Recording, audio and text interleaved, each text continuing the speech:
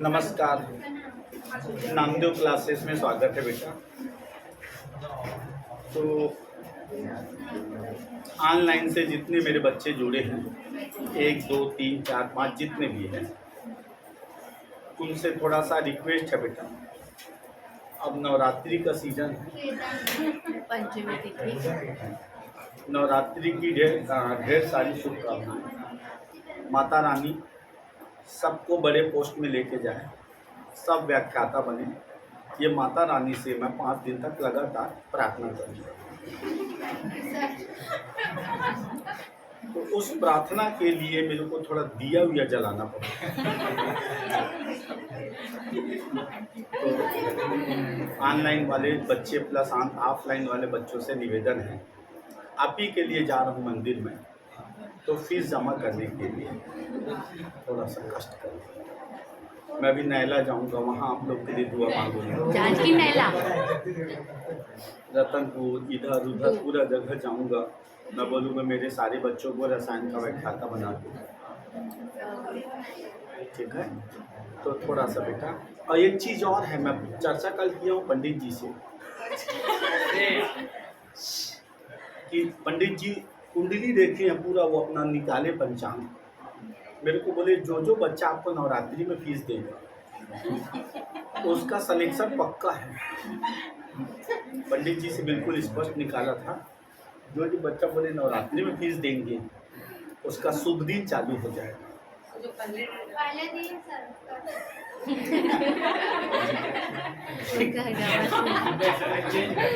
नहीं चला, नहीं चला। नेक्स्ट लिखना बेटा, इस चैप्टर का लास्ट क्वेश्चन,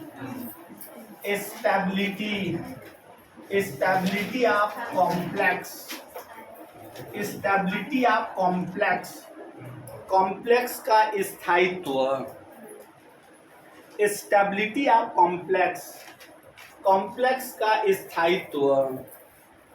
तो देखना, आपके पास 4 कोऑर्डिनेशन कंपाउंड दिया रहेगा और बोलेगा कौन सा कंपाउंड ज्यादा स्टेबल है। तो पहले मैं केंद्रीय धातु से संबंधित बता रहा हूं, केंद्रीय धातु से संबंधित, ताकि आप कंफ्यूज मत हो गया। तो देखना, stability is inversely proportional to size, stability is inversely proportional to size. और बच्चे, scandium, titanium, vanadium, chromium, manganese, मतलब इधर जाने से साइज डिक्रीज हो जाती है, हो गया। तो ये उसका नियम है।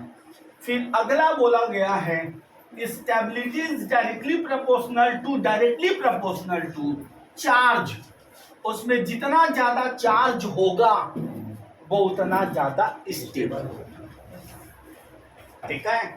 दैट इज एग्जांपल हम बता देते हैं आपको।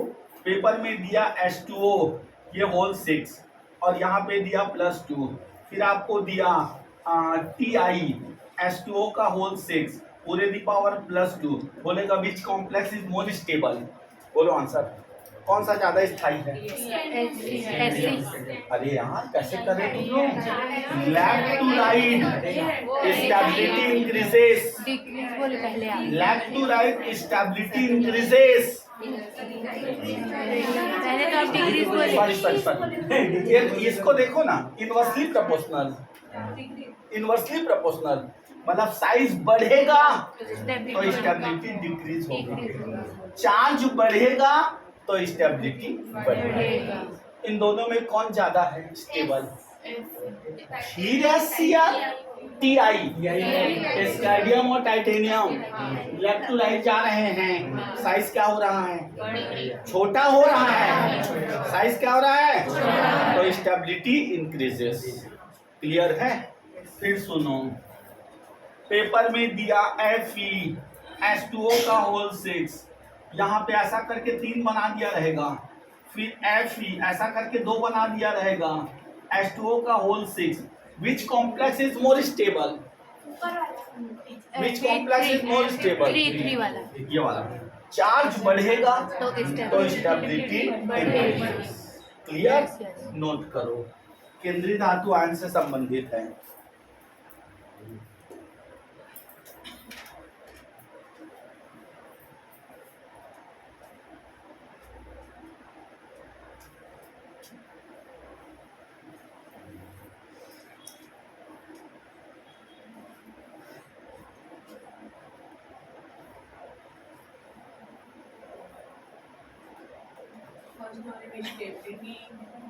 देख इसका मतलब सुन लो बेटा, इनवर्सली का मतलब ये बढ़ेगा तो ये घटेगा, डायरेक्टली का मतलब ये बढ़ेगा तो ये भी बढ़ेगा। ठीक है, अब सुनना, लिगेंड से संबंधित, लिगेंड से क्षारीयता मतलब आकार, मान लो आकार, स्टेबिलिटी, स्टेबिलिटी डायरेक्टली प्रोपोर्शनल या इनवर्सली प्रोपोर्शनल साइज बोल दूं, ये लिगेंड से रिलेटेड है ना बेटा, लिगेंड से रिलेटेड है ना। फिर स्टेबिलिटी, स्टेबिलिटी ये मैं बोल दूं बेसिसिटी, बेसिसिटी क्षारीयता।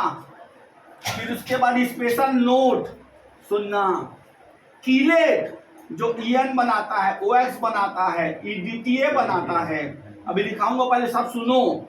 ये सबसे ज्यादा स्टेबल होगा, मतलब कीलेट वाला बहुत ज्यादा स्टेबल। सब ऑप्शन देखना, अगर जो कीलेट बनाया है उसकी स्टेबिलिटी में ही सबसे पहले टिक लगाना, कीलेट बनाता है वो।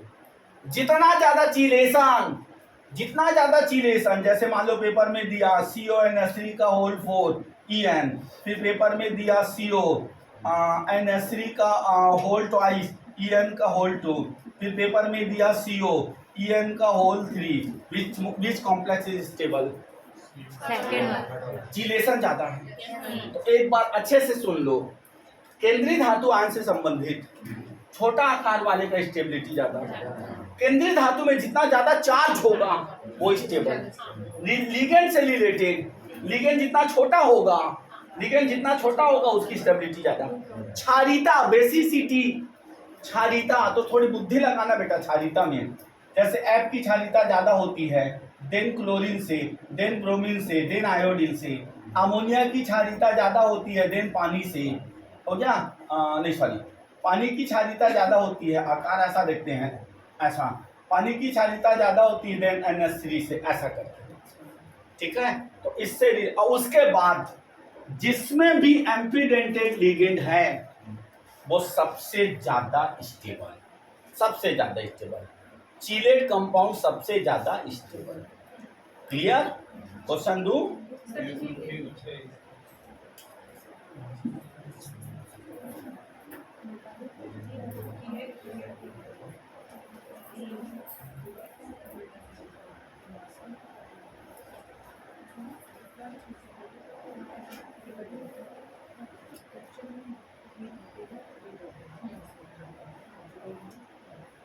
जल्दी करो।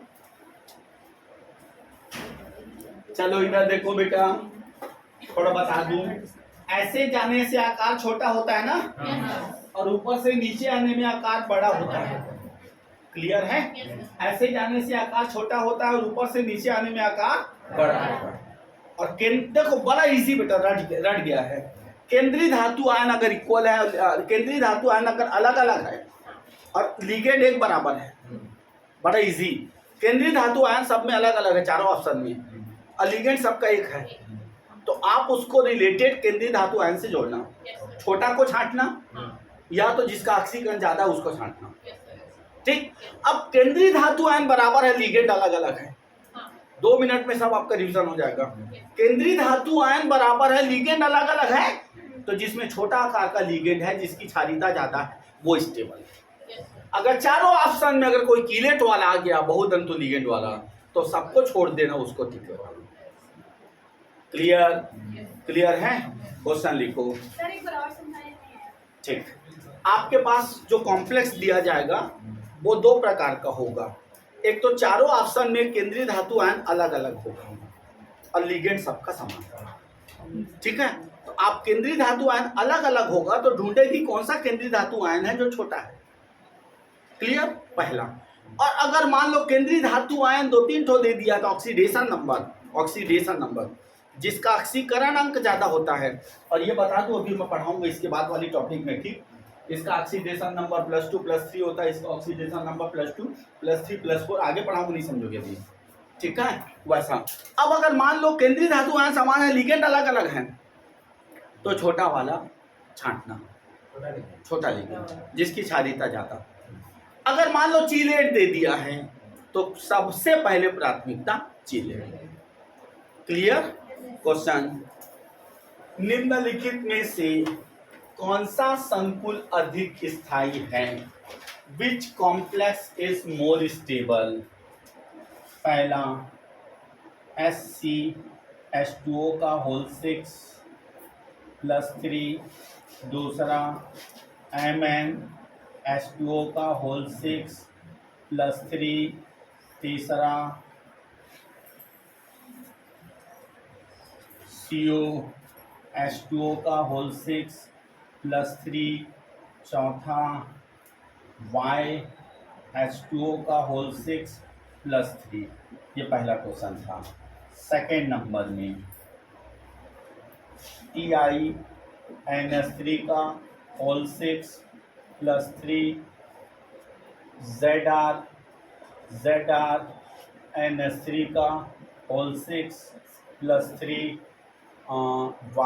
उसके बाद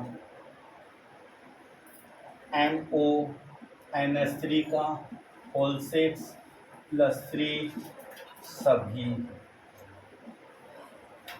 नेक्स्ट, पहला क्वेश्चन, दूसरा क्वेश्चन, FeH2O का होल 6 प्लस 2, Fe बात नहीं बेटा, H2O का होल 6 प्लस 3, FeH2O का होल 6 प्लस 1, FeH2O का होल 6 प्लस 4। चौथा question, COF6 minus 3, COCl6 minus 3, COBr6 minus 3 सभी। पांचवा क्वेश्चन, COEN का होल 3 प्लस 3, COOX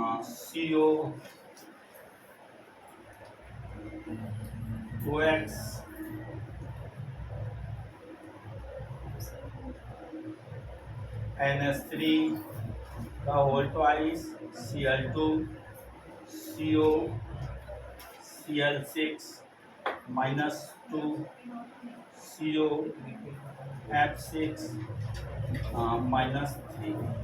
ये 5 क्वेश्चन दिया हूँ, बनाओ।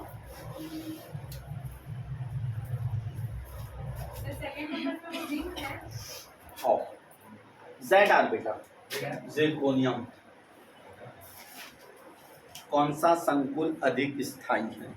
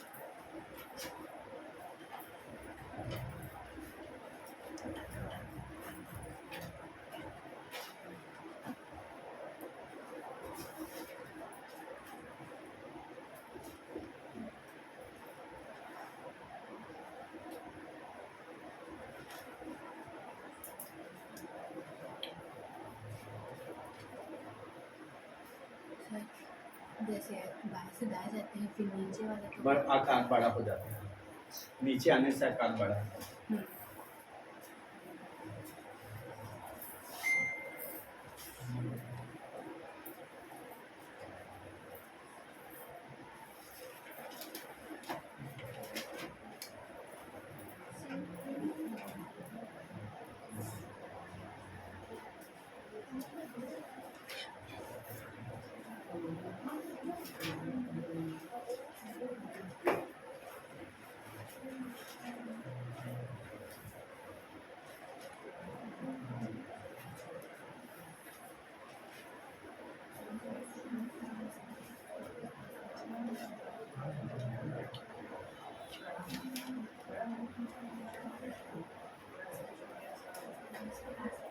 हो गया बेटा? मिलाएं आंसर। चलिए पहला बोलो, पहला बोलो, पहला बोलो। थर्ड नंबर कोबाल्ट, यस ऐसे जाने से कोबाल्ट लास्ट में। ठीक, उसके बाद इसको बोलो प्लस, सॉरी अच्छा कोई दिक्कत नहीं, मैं सब में टिक लगा दे रहा हूँ। उसके बाद पहला पहला पहला पहला पहला पहला पहला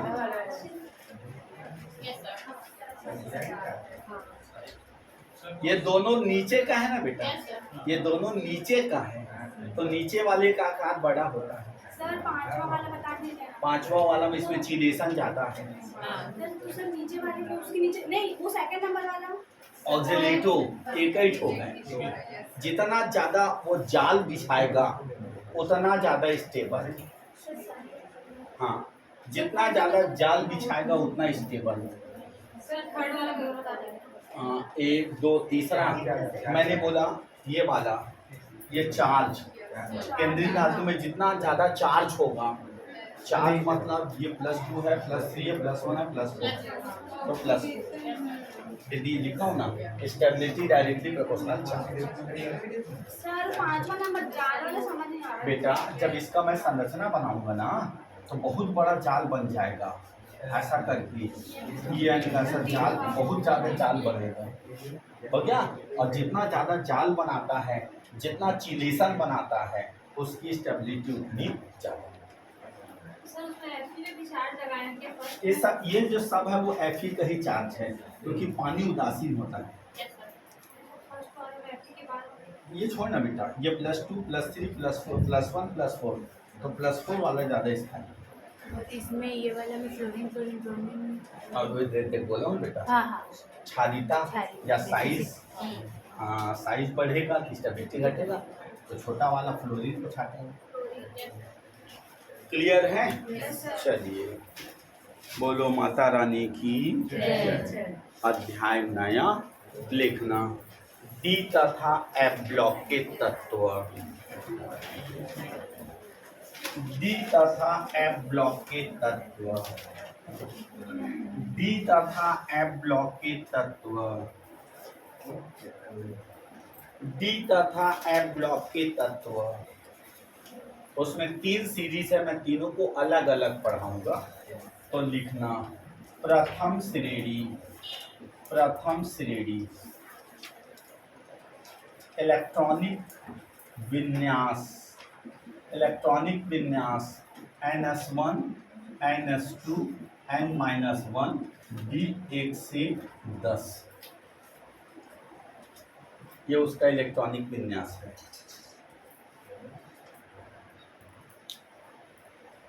NS1 या NS2, किसी में NS1 होगा, किसी में NS2 होगा, फिर N-1 D 1 से 10।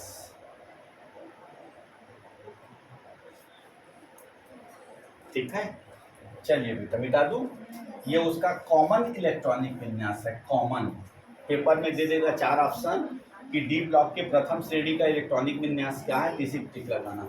अब सब बोर्ड में देखो, मिटा दूं। अब जो पहला बना रहा हूँ ना उसको अच्छे से बनाना, इसी पे सब है। इसके अंतर्गत scandium, titanium, vanadium, chromium manganese, iron, cobalt, nickel और कॉपर।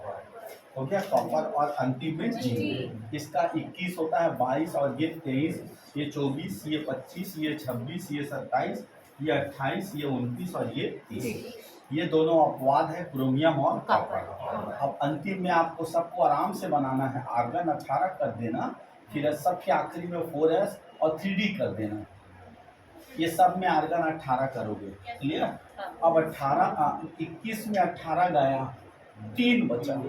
कितना बचा? 3। तो 2 इसको दे देना, 1 इसको। मान लो आगे में बढ़ेंगे तो 22 में 18 गया, 4, 2 इसको दे देना और 2 इसको। लेकिन जहाँ जहाँ मैं गोला घेरा हूँ वहाँ S में 1 देना, बाकी को D। ठीक है, तो हेडिंग बना लो, प्रथम श्रेणी के इलेक्ट्रॉनिक विन्यास। प्रथम श्रेणी के इलेक्ट्रॉनिक विन्यास बनाओ।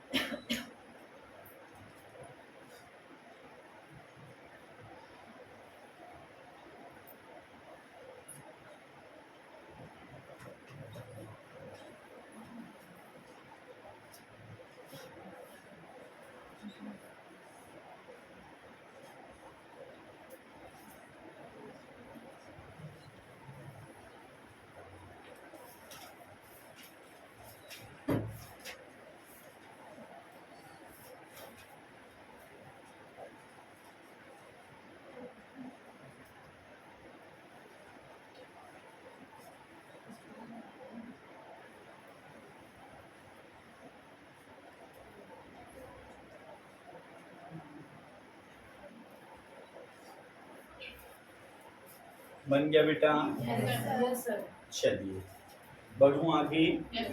चलिए अब सबके सब बोर्ड में ध्यान देना, फिर मैं लगातार क्वेश्चन देने वाला हूँ, क्योंकि जल्दी से जल्दी हम प्रयास कर रहे हैं कि आपका कोर्स करें। लड़का वाला को छोड़ छोड़ के हम बैठे हैं हम, ठीक है। हाँ, यहाँ पे आयन हो गया, यहाँ पे मूल विन्यास, मूल विन्यास सुन लो पहले, यहाँ पे ऑक्सीकृत विन्यास, सब बोर्ड में ध्यान दो। उसके बाद अयुग्मित, अयुग्मित इलेक्ट्रॉन, यहाँ पे अणु है कि प्रति, उसके बाद रंगीन है या रंगहीन, उसके बाद चुंबकीय आघूर्ण, चुंबकीय आघूर्ण। एक ही बार में मैं सारा टॉपिक आपका क्लियर कर दे रहा हूँ, ठीक है। सब ध्यान देना, पेपर में दिया Cu+2, सब ध्यान दो बेटा। तो अपने पास मूल विन्यास अभी पहचाना आपके पास है, S में 1 और D में 10। ऑक्सीकृत विन्यास मतलब ये 2 इलेक्ट्रॉन हटाना है आपको, एस में 0 और डी में 9। डी में 9 है तो 5 डब्बा बनता है, सब बच्चों को पता है। 5 डब्बा में जब भरेंगे तो 1 2 3 4 5 6 7 8 9, एक है तो अनु और एक है तो रंगीन और अंडर रूट 3। फार्मूला है n+2 का अंडर। कल मैं एक तो पेपर में प्रश्न वो पढ़ रहा था यूनिवर्सल में, निम्नलिखित में से कौन सा संकुल दृश्य प्रकाश को सबसे ज्यादा अवशोषित करेगा। हो गया? तो आपको बड़ा ताजुब लगेगा, सर तो पढ़ाया कि नहीं है इसको। बेटा दृश्य प्रकाश को अवशोषित करने के बाद वो रंगीन गुण को दर्शाता है। मतलब कोई भी जो आयन है ना वो दृश्य प्रकाश को अवशोषित करता है और रंगीन गुण दर्शाता है, जिसमें जितना ज्यादा नंबर ऑफ एम्पियर वो उतना ज्यादा दृश्य प्रकाश को अवशोषित करता है। तो प्रश्न कुछ बाहर से नहीं रहता, वही से रहता, बस आपको बुद्धि चलाने की आवश्यकता है। एक दो ठो और सीखो, उसके बाद करना, अभी नहीं। पेपर में दिया Z_NO, सुनो ध्यान से, पेपर में दिया Z_NO, आपको Zn का आवेश पता करना है। Zn का आवेश ऑक्सीजन में -2 होता है तो Zn में हो जाएगा +2। ये उत्तर आ गया S2D10। ओके, यहाँ पे हो जाएगा S0D10, 0 प्रति रंग कलर लेस √0.0। डरने का नहीं है। Sc2O3 दिया, डरना मत। एक ऑक्सीजन में -2 होता है तो टोटल माइनस कितना हो गया 6, और 6/2 करना, 6/2 करना, 3 आया, मतलब इसमें +3 है, उसके बाद तो बना डालो। तैयार हो? शुरू कर दो। सर कॉपर वाले में +2 कैसे आया? हम दिए हम दिए। हाँ, शुरू करेंगे। चलिए,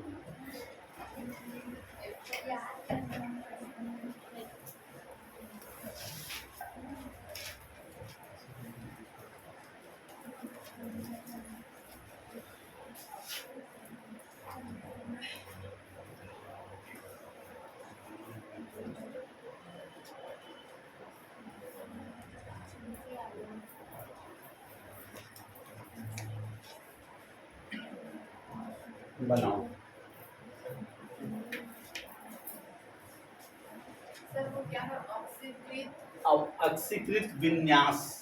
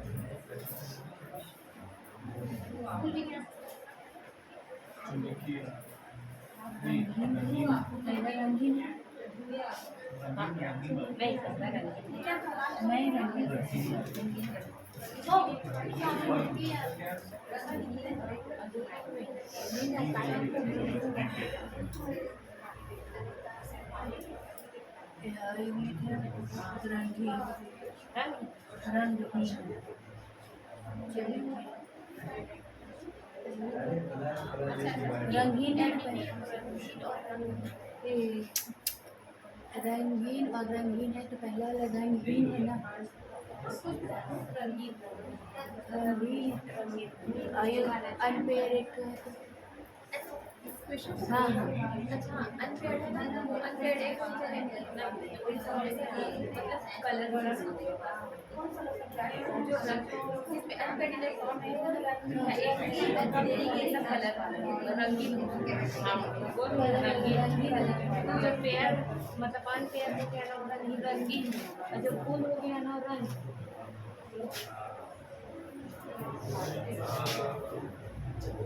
अच्छा ठीक है।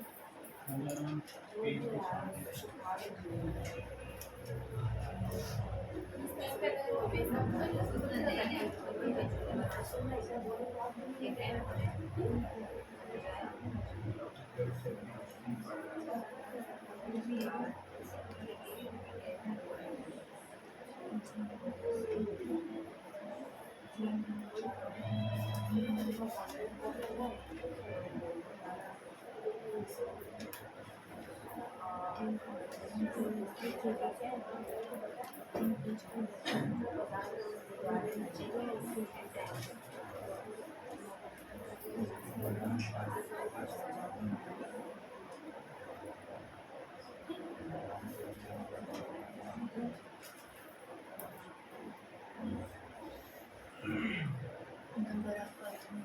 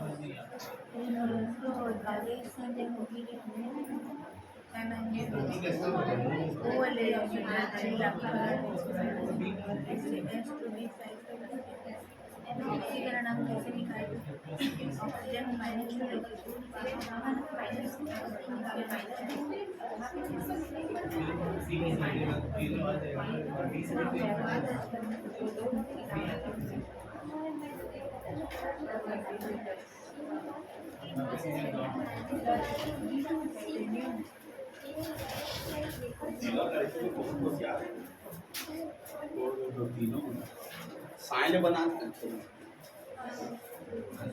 सर एक क्वेश्चन है प्रबल लिगेंड मतलब इसमें ढूंढना है तो एक साइनाइड है और एमीन और एथिलीन डाइमीन और नाइट्रो। ठीक, एक सीरीज बना है बेटा प्रबलता का, हाँ समझ में आया? उस सीरीज में लिखा देंगे, सीरीज बना है प्रबलता का। लेकिन कुछ अपने से एक बार गेस कर सकती है। साइनाइड प्रबल है, आप गेस कर लिए और ऑप्शन बोल। हाँ उसी को दिया है सर साइनाइड को। वो तो मैं शुरू में ही बताया हूँ, लेकिन फिर भी वो लिस्ट को मैं लिखा दूंगा, प्रबलता का लिस्ट। जैसे 1-2 साल ये दे दिया था अचानक कि निम्नलिखित में से कौन श्रेणी में सबसे ऊपर है, वो वाला ऑर्गेनिक केमिस्ट्री में, तो आंसर CWH। मतलब उत्पुटांग प्रश्न पूछ देते हैं, मतलब सरल, जो बच्चा पढ़ा ना रहे। चलिए हो गया बेटा। और कल टेस्ट लूंगा, कल कोऑर्डिनेशन टेस्ट, कल टेस्ट होगा, फिर उसके बाद छुट्टी घोषित करेगा। संडे को तो क्लास का बोलेगा सर, तुम लोग के ऊपर है कब जा रहे ले हो। लीजिएगा सर। नहीं जाएंगे नहीं, अगर संडे को नहीं जाओगे तो टेस्ट संडे को लूंगा, संडे को जाएंगे तो कल पढ़ाएंगे सर। लेकिन जो बच्चा टेस्ट नहीं दिया उसको मैं क्लास में नहीं रखूंगा, इसीलिए बोल रहा हूँ कल टेस्ट दो। हाँ तो आज ही जा रहे हैं सर, आज पंचमी है, कै दिन खाए मरे वो सही बता। तो इसीलिए संडे को ले लीजिएगा। तो अब आएंगे तब देंगे, आज जाएंगे सब। अच्छा मैं बताऊंगा, फिलहाल इसको देखते हैं। चलिए मिलाएं बेटा answer. S2D6, S2D5, S0D5, ampere 5, अनु कलर अंडर रूट, देखो कैसे करते हैं, 5 2 7 अंडर रूट 35 हो गया। चलो इसको बोलो S2D7, 3 गया, S2D6, S0D6, 4 अनु रंगीन पंडी 24 अंडर रूट 24। ठीक, इसमें +2 आया, S2D5, S0D5, 5 अनु कलर अंडर रूट 35। ठीक, इसमें देखो S2D कितना है, 2 ठीक, 2 गया, S0D2, 2 अनु colour under root 2 2 4 under root 8। ठीक है, इसको देखो S2D6 सॉरी D10, तो S0D9, 1 अनु कलर अंडर रूट 3। ठीक, N9 में +2 हो गया। ठीक, बोलो S2D8, फिर बोलो S0D8, फिर 2 अनु कलर अंडर रूट। क्लियर है। नेक्स्ट लिखना क्वेश्चन, प्रथम श्रेणी संक्रमण तत्वों की, प्रथम श्रेणी संक्रमण तत्वों की ऑक्सीकरण अंक, प्रथम श्रेणी संक्रमण तत्वों की ऑक्सीकरण अंक। देखो इस श्रेणी में मतलब संक्रमण तत्वों में सबसे बड़ा विशेषता ये परिवर्तनशील वेरिएबल ऑक्सीडेशन नंबर रिप्रेजेंट करता है, और ये वेरिएबल वैलेंसी शो करता है, वेरिएबल वैलेंसी शो। उसका रीजन भी पूछ सकता है, रीजन पूछ देता है कभी कभी। s ऑर्बिटल, इसका ns ऑर्बिटल और n-1 d ऑर्बिटल एकदम नजदीक होता है, उसकी ऊर्जा में बहुत कम अंतर होती है, इसलिए दोनों संयोजी कोष का कार्य करता है। ठीक है, तो अभी 3 पॉइंट देखेंगे। ये वेरिएबल ऑक्सीडेशन नंबर रिप्रेजेंट करता है, फिर वेरिएबल बैलेंसी दर्शाता है। कारण क्या है, सब ऑर्बिटल अलग बहुत अंतर में रहता है, यहाँ से बस निकलेगा, यहाँ से नहीं निकलेगा, लेकिन 2 ठो ऑर्बिटल एकदम सटा रहता है, एकदम नजदीक रहता है, एक ns ऑर्बिटल और एक n-1 d ऑर्बिटल, इसलिए दोनों के इलेक्ट्रॉन वैलेंस इलेक्ट्रॉन का कार्य करते हैं। ठीक, अब सुनना बेटा, ध्यान दो इधर, फिर मैं क्वेश्चन दूंगा। मैंने दिया कोबाल्ट, ठीक, बुद्धि लगाना, अब बुद्धि वाला दे रहा हूं। आपको पता है S2D8, क्लियर, यहां से बोहनी करो, +2। अब D में कितने एम्पेयर हैं? डी में तो 7 है, चलो कोई दिक्कत। D में कितने एम्पेयर है चेक करो, 5 डब्बा में कितने एम्पेयर, 1 2 3 4 5 6 7, 3 एम्पेयर। 3 ठो को इसके साथ जोड़ के उत्तर दे दो, +2 से +5 तक इसका ऑक्सीडेशन नंबर। हाँ, मतलब +2 भी है, +3 भी है, +4 भी है, +5 भी है। सुनना ध्यान से। अब यदि मैंने दिया सबसे ज्यादा ऑक्सीडेशन नंबर कौन रिप्रेजेंट करता है, पेपर में आता है, सबसे ज्यादा ऑक्सीडेशन नंबर कौन रिप्रेजेंट करता है? सो देखते हैं, थोड़ा समझाने के बाद पूछूंगा। जैसे मान लो मेरे को दिया यहाँ पे V(H2) हो गया, यहाँ से बोहनी करो +2, D के एम्पेयर को जोड़ दो उसके साथ, +2 से ठीक। अब सब बच्चों को मैं एक प्रश्न दे रहा हूं, बुद्धि बस लगाना, लिखना मत। प्रथम श्रेणी के संक्रमण तत्वों में सबसे ज्यादा ऑक्सीडेशन नंबर दर्शाता है, मैं आपको 4 ऑप्शन दे रहा हूं, सुनना। कोबाल्ट दिया, मैग्नीज दिया, आयरन दिया। उत्तर कोई मत बोलना, कोई उत्तर मत बोलना। सबसे ज्यादा ऑक्सीडेशन रिप्रेजेंट करेगा, एक क्वेश्चन आता है, सबसे ज्यादा ऑक्सीकरण अंक प्रदर्शित करने वाला।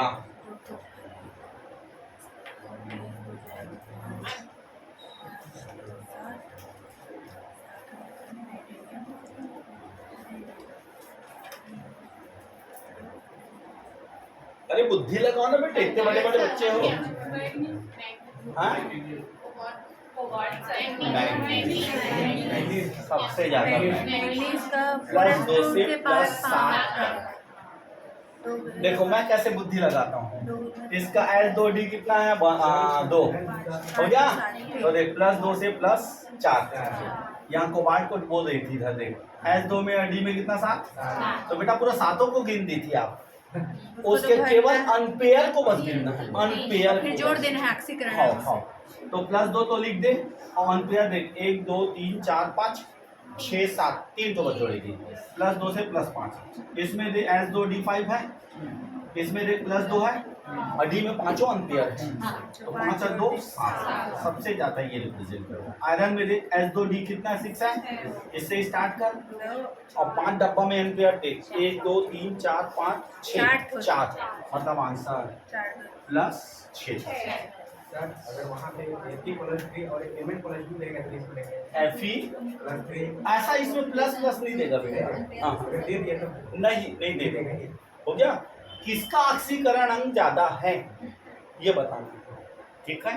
चलिए क्वेश्चन लिखो, पहले तो 2 याद रखो, 2 चीज को पहले नोट कर, नोट करवाइए सर। अरे सब बन ही रहे, पहले लिखना 2 ठो को संक्रमण तत्व परिवर्तनशील ऑक्सीकरण संख्या दर्शाता है, संक्रमण तत्व परिवर्तनशील ऑक्सीकरण संख्या दर्शाता है। फिर दूसरा स्टार में लिखना संक्रमण तत्व परिवर्तनशील संयोजकता दर्शाता है, संक्रमण तत्व परिवर्तनशील संयोजकता दर्शाता है। तीसरा स्टार में लिखना क्योंकि इनके NS तथा N-1D कक्षक, क्योंकि इसके NS तथा, हाँ वही बोल रहा हूँ, क्योंकि इसके NS तथा N-1D कक्षक की ऊर्जा में बहुत कम अंतर होता है, कि ऊर्जा में बहुत कम अंतर होता है।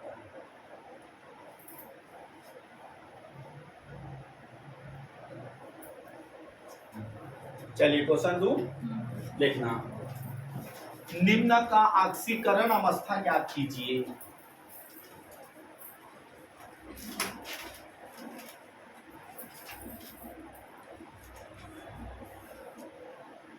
बनाओ, निम्न का ऑक्सीकरण अवस्था ज्ञात कीजिए।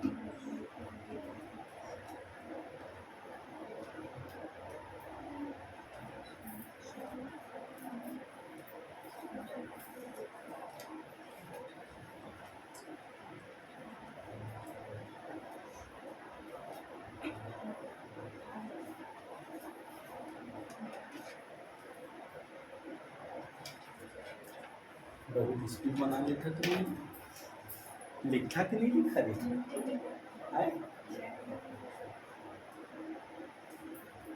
कहाँ क्या तुम सरगुजा?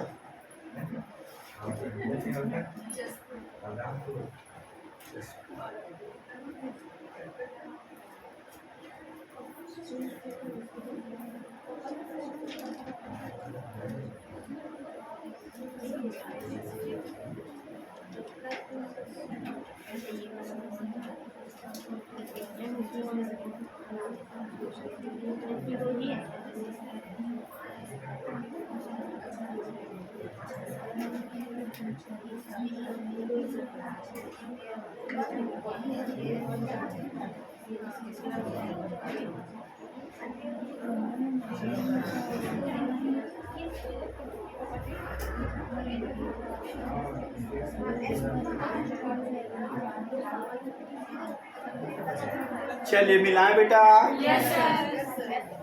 इसका +2 से +3, +2 से +4, +2 से +5, +1 से +6, +2 से +7, +2 से +6, +2 से +5, +2 से +4, +1 केवल +1